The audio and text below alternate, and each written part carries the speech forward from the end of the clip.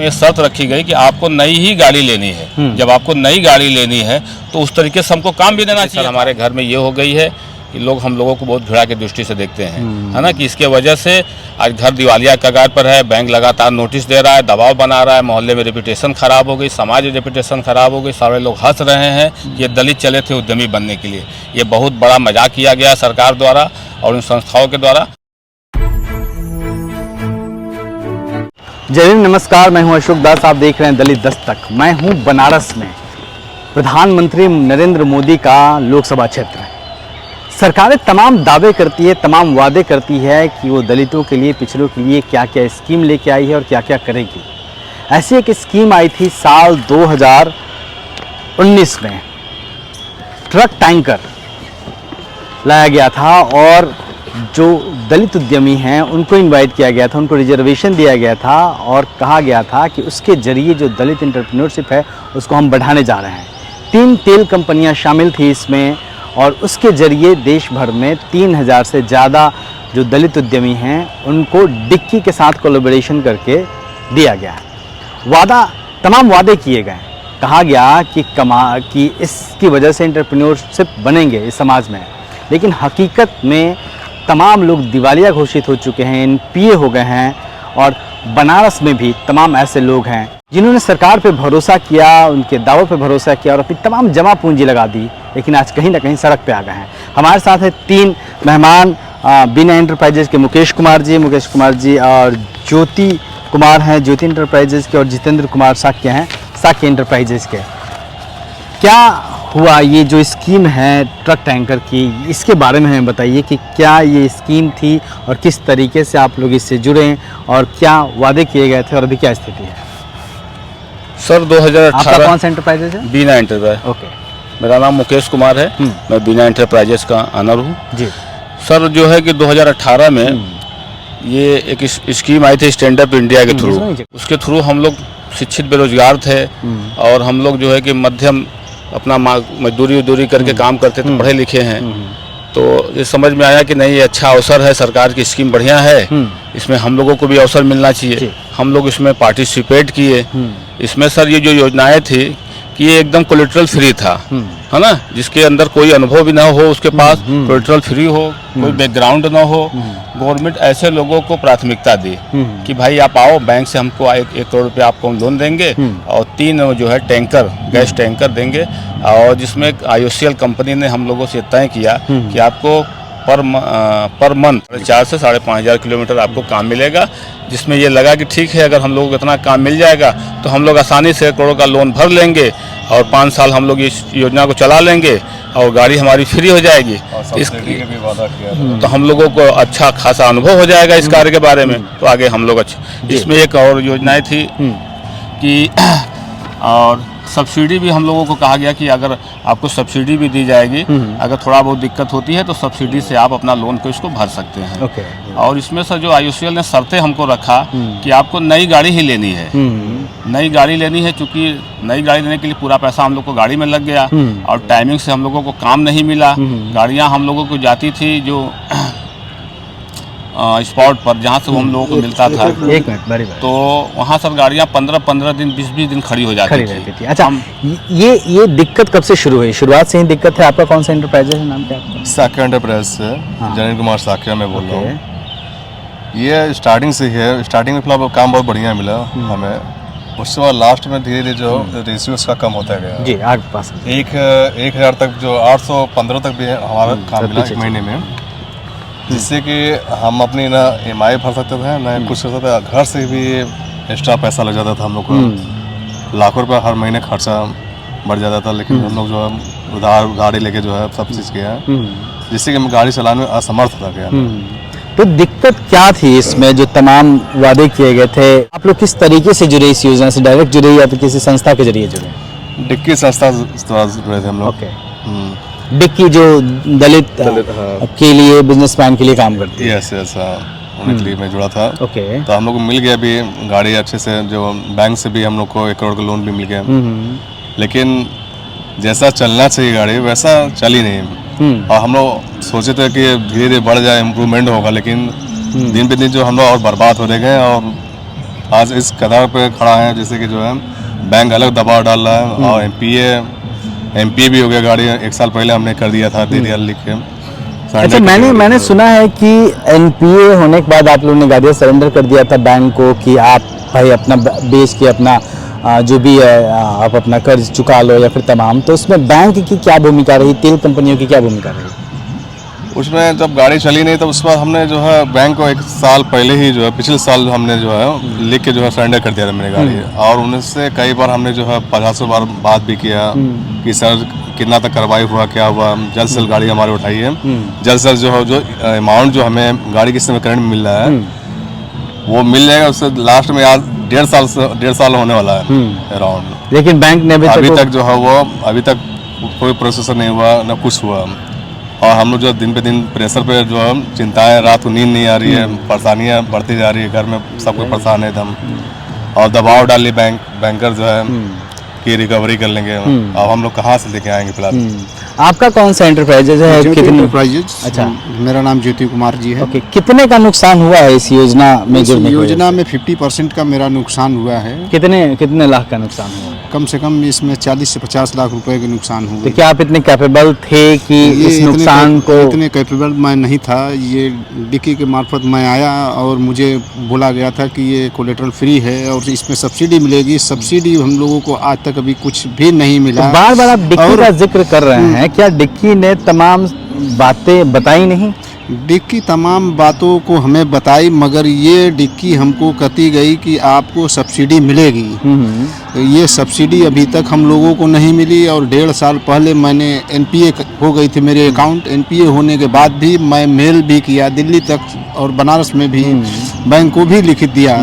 Bank उसको 1 साल बाद कह रही है कि इसका कोई मायने नहीं है। फिर हमसे 2 महीना पहले वो लिखवा के लिए, ओरल तौर पर लिखवाई, फिर लिखित में लिखवा के लिया कि आपको 10 से 15 दिन के अंदर रिलीफ मिल जाएगी। उसके बावजूद भी हम लोगों को कोई रिलीफ नहीं मिला है।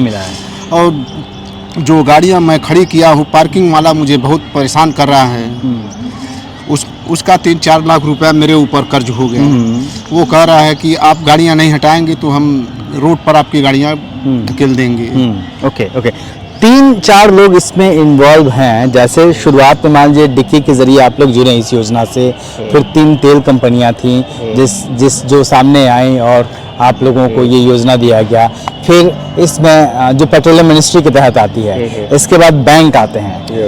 कहीं से भी आप लोगों को जब परेशानी होने शुरू हुई तो कहाँ गुहार लगाई आप लोगों ने, और कहाँ से कोई मतलब उन्होंने भरोसा दिया कि हम देख लेंगे, ठीक कर देंगे?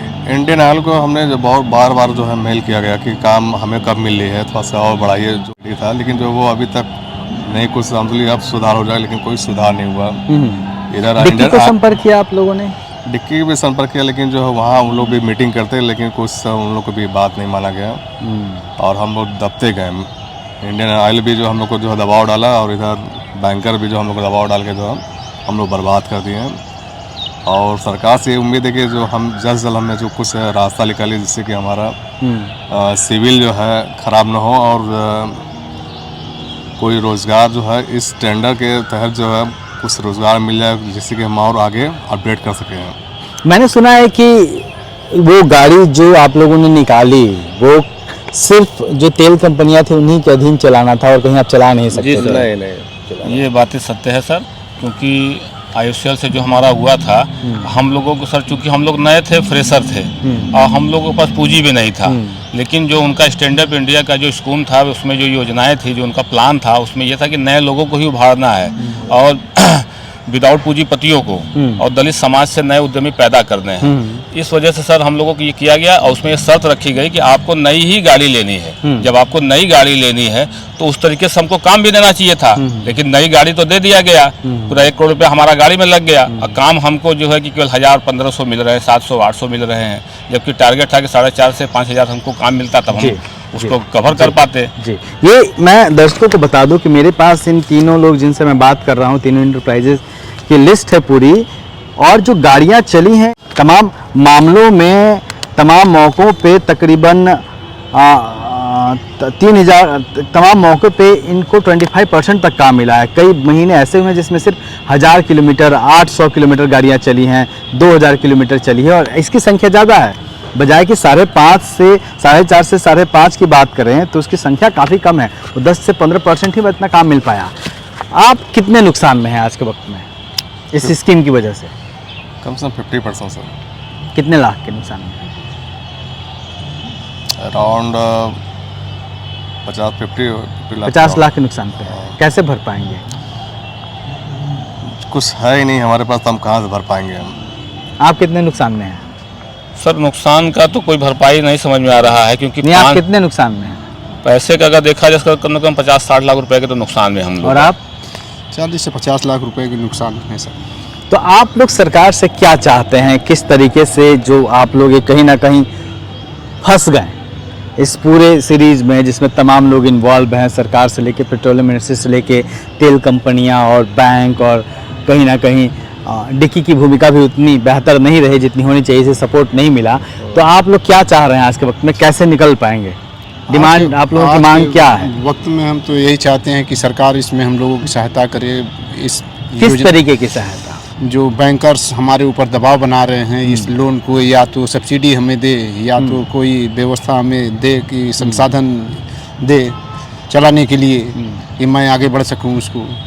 आप क्या कहेंगे? इसमें सर जो है हम गवर्नमेंट से चाहेंगे, क्योंकि गवर्नमेंट की ये योजनाएं जो जमीन पर लागू होनी चाहिए थी, जिस उम्मीद से वो लागू नहीं हो पाई, इसमें IOCL की बहुत बड़ी लापरवाही है, जिसका खामियाजा हम लोग भुगत रहे हैं। अगर गवर्नमेंट वाकई में वास्तविक चाहती है कि दलित उद्यमी उभरें और ये दलित उद्यमी बने, तो उनको थोड़ा सा अपने अंदर विचार करना चाहिए और हम लोगों को सहयोग सपोर्ट करना चाहिए। ये जो NPA हुआ है सर, ये हमारी तरह से 1% भी गलतियों से नहीं हुआ है, ये विभाग की गलतियों से हुआ, IOCL की और बैंक की लापरवाही से हुआ है सर।